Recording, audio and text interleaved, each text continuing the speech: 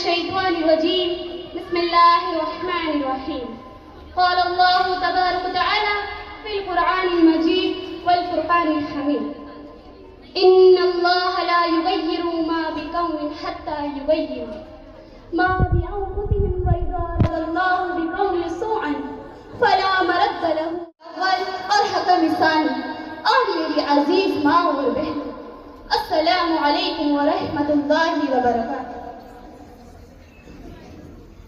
میں آج آپ حاضرین کے سامنے اس بابرکت محفل میں جس موضوع کا انتخاب کرنے آئی ہوں وہ وقت کا ایک اہم سوال ہے کہ آج مسلمان پریشان کیوں؟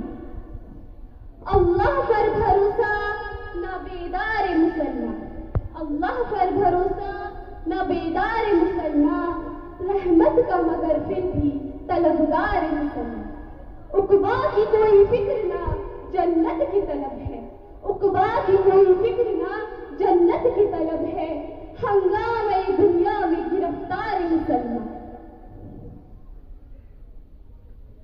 حاضرین محفل، اللہ رب العزت اپنی نگہبانی اور مہربانی سے جو ہمیشہ اس کی طرف سے بندوں پر ہوتی ہے وہ کسی قوم کو محروم نہیں کرتا جب تک وہ اپنی روش اللہ کے ساتھ نہ بدلے، اور جب کوئی قوم اپنی روش خود ہی بدل لیتی ہے تو خدا تعالیٰ کی طرف سے آفت آتی ہے اور پھر کسی کے ٹالے نہیں کرتی اور نہ ہی اس وقت کوئی مددگار آتی ہے۔ مسلمان جب تک اللہ کے قانون کے مطابق چلتے رہے، خدا تعالیٰ کو اپنے آپ کے حکم کے تابع کر رکھا تھا، اس وقت تک مسلمانوں کا عروج تھا۔ مسلمان فاتح قوم کہلایا کرتی تھی، اس کا دبدبا چار دھام عالم میں گونج رہا تھا۔ مسلمانوں کا نام سن کر غیر و تاج و تخت لرزا اٹھتی تھی، لیکن جب سے مسلمان عیش و عشرت و خواہشات النفسانی کی پیروی کا سلسلہ شروع ہوا، خدا تعالیٰ کے احکام اور نبی کریم صلی اللہ علیہ وسلم کی سنتوں کا پاک و لحاظ باقی نہ رہا، اس دن سے مسلمان پریشانی میں مبتلا ہونے لگے۔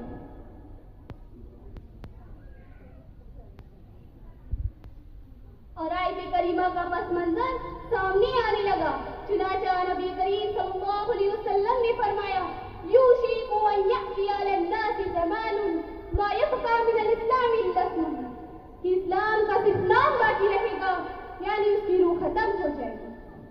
آگے فرمایا وَلَا يَبْقَى مِنَ الْقُرْآنِ إِلَّا رَسْمَهُ مَسَاجِدُهُمْ عَامِرَةٌ فَرَاغٌ وَهِيَ مِنَ الْخُزَاعِرَةِ، قرآن کریم کے صرف حروف باقی رہیں گے، اس پر عمل نہ ہوگا، مسجدیں خوب عمدہ عمدہ بنے گی، حالانکہ وہ ہدایت اور نمازیوں سے ویران ہوگی۔ شوقِ کلام لے گیا موسیٰ کو طور پر، شوقِ کلام لے گیا موسیٰ کو طور پر، ہم کتنے بد نصیب ہیں کہ مسجد نہ جا سکتے۔ حاضرین محفل، اس حدیث پاک میں نبی کریم صلی اللہ علیہ وسلم نے امت کے سامنے تین پیشن گوئیاں فرمائی۔ پہلی پیشن گوئی یہ فرمائی لا یبقى من الاسلام الا اسمہ، کہ اسلام کا صرف نام باقی رہے گا، مسلمان اسلام کی ذمہ داری کو محسوس نہیں کر پائیں گے، مسلموں اور غیر مسلموں میں کوئی فرق باقی نہیں رہے گا، اسلامی شعار سے مسلمان دور ہوتے چلے جائیں گے۔ غرض یہ کہ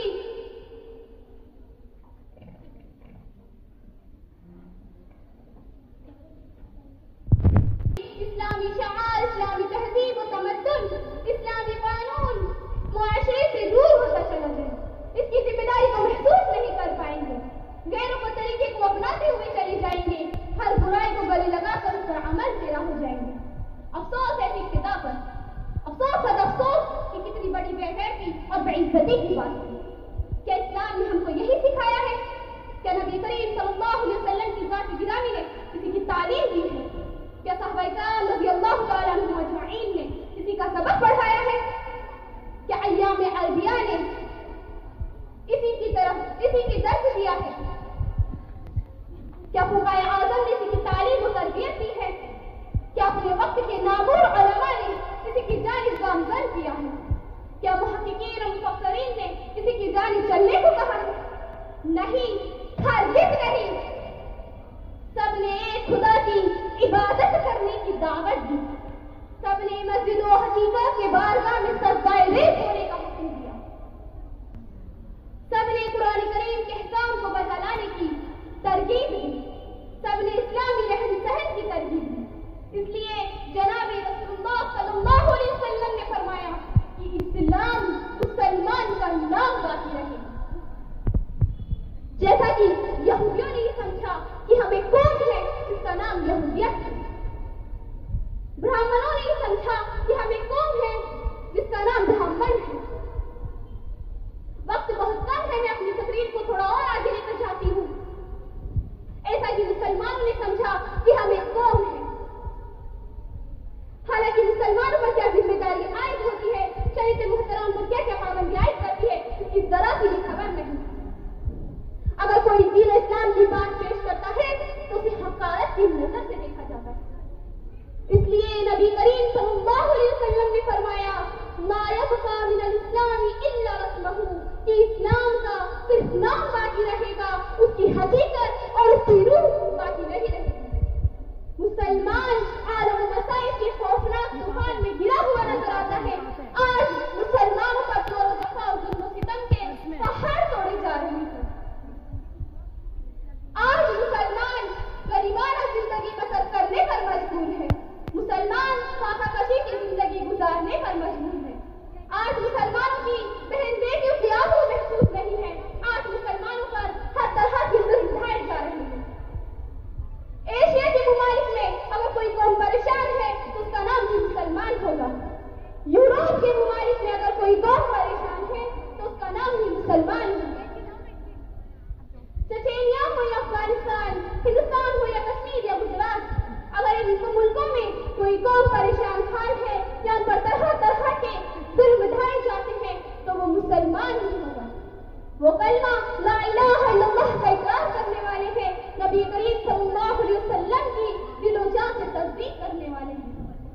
قرآن کریم میں کلام اللہ ہونے کی مدعا ہے. اس کے باوجود بھی مسلمان تمام تر عالم و مسائل کے خوفناک طوفان میں گھرا ہوا نظر آتا ہے. درد ملدار ملت, اب سوال یہ ہوتا ہے کہ آخر تمام تر عالم و مسائل کے خوفناک طوفان میں مسلمان ہی کیوں گھرا ہوا ہے؟ دیگر اقوام عالم کیوں پریشان نہیں ہے؟ مسلمانوں کی مساجد و مدارس جو اسلام میں بقا کی حیثیت رکھتی ہے انہیں شک کی نظروں سے کیوں دیکھا جا رہا ہے؟ وہ بھارتی درندے CAC مسلمانوں کو اپنا نشانہ کیوں بنائے ہوئے ہیں؟ دنیا دیکھتی رہی ظلم کا تماشا, دنیا دیکھتی رہی ظلم کا تماشا, ہم نے اپنے آنسوؤں سے لکھی ہے داستان.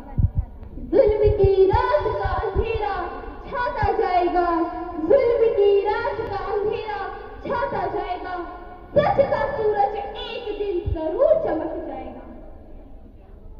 اے ایمانی دولت کی حفاظت کرنے والوں, توحید کے نام پر اپنی جانوں کو قربان کرنے والوں, جب نبی میں سرشار شمار ہونے والوں, کان کھول کر سن لو. اگر اس کا کوئی جواب ہو سکتا ہے تو صرف یہی ہو سکتا ہے کہ آج ہم واقعتاً مسلمان نہ رہیں. قانون اسلام کا موڑ کر, اسلامی اصول اور ضوابط کو توڑ کر ہم اپنے آپ کو مسلمان ہونے کا جھوٹا دعویٰ پیش کرتے ہیں. کیوں؟ کیونکہ ہم نماز نہیں پڑھتے, زکوٰۃ ہم نہیں دیتے, قانون کی طرح مال اکٹھا ہم کرتے ہیں, جوئے بازی, قمار بازی, شراب نوشی ہم کرتے ہیں, سود لینا دینا ہماری زندگی کا محبوب کاروبار بن گیا. اسلامی قانون اور اسلامی ذمہ داری کے بجائے ہم اب مغربیت کا جال اپنے اوپر ہم نے ڈالا ہے. خود خودداری ہمارے اندر نہیں, اختلاف و انتشار کی باتیں ہم کرتے ہیں, اللہ تعالیٰ کے فرائض کو ترک ہم کرتے ہیں, سنت نبویہ کو بالائے طاق ہم رکھتے ہیں. آج اسی کا نتیجہ ہے کہ پورے عالم میں مسلمان پریشان حالی, زبو حالی ہماری قسمت بن گئی, تباہی اور بربادی ہمارا مقدر بن گئی. ایک وقت تھا کہ مسلمانوں کو دنیا کی ہر ایک چیز سونپی گئی تھی, مسلمان جہاں بھی قدم بڑھاتے پھیلتے چلے جاتے.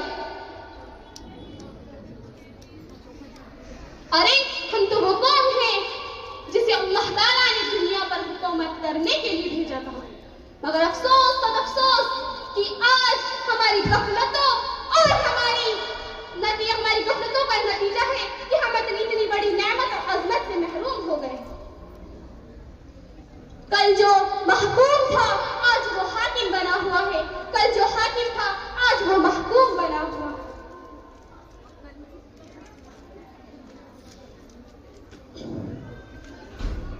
سامعین حضرات، اللہ رب العزت نے فرمایا ان اللہ لا یغیر ما بقوم حتی یغیروا ما بانفسہم، کہ اللہ رب العزت کسی قوم کی حالت اس وقت تک نہیں بدلتا جب تک وہ قوم خود اپنے آپ کو نہ بدلے۔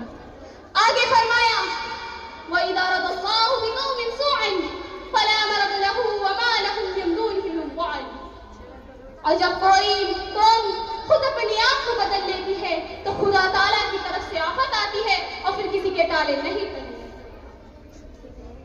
سامعات،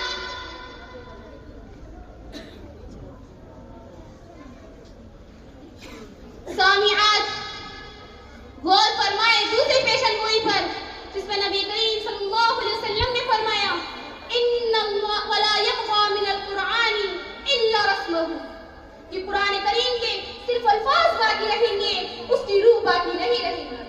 قرآن کریم خوب دستیاب بھی ہوگا، قرآن کریم کے پڑھنے والے بھی خوب ہوں گے، قرآن کریم کو حفظ کرنے والے بھی خوب ہوں گے، لیکن اسے اپنی زندگی میں لانے والے سفر کے درجے میں ہوں گے۔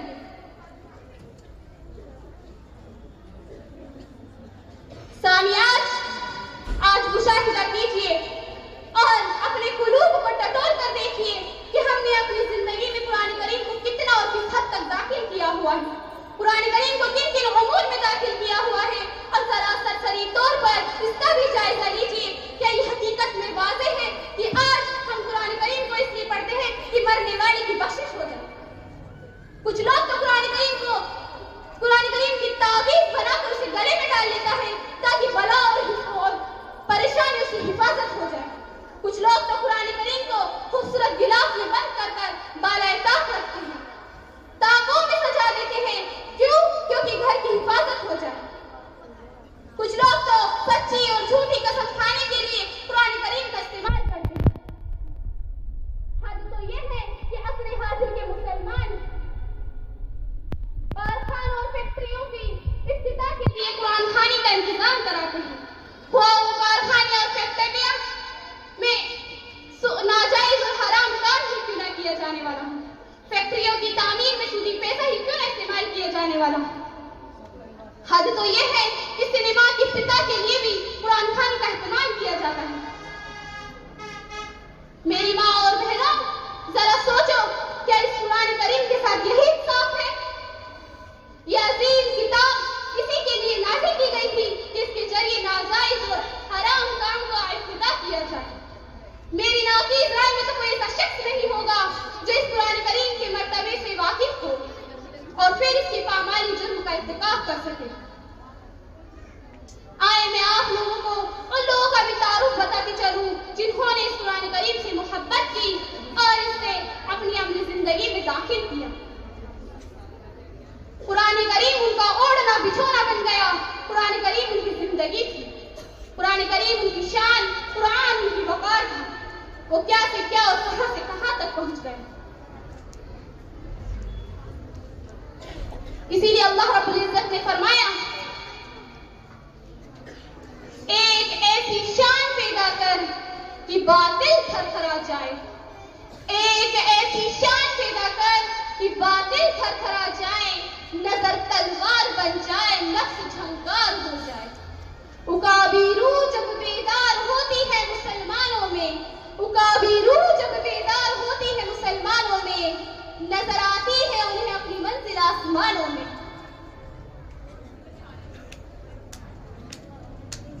اللہ تعالیٰ سے یہ دعا کرتی ہوں کہ اللہ تعالیٰ ہمیں دین پر قائم رہنے کی توفیق مرحمت فرمائے اور قرآن کریم کے مرتبے سے پہنچ کر اس کے مطابق چلنے کی توفیق مرحمت فرمائے اور اس کی ناقدری سے ہر ممکن بچنے کی توفیق مرحمت فرمائے۔ آمین یا رب العالمین۔ لا توفیق الا باللہ، وآخر الدعوانا ان الحمد للہ رب العالمین۔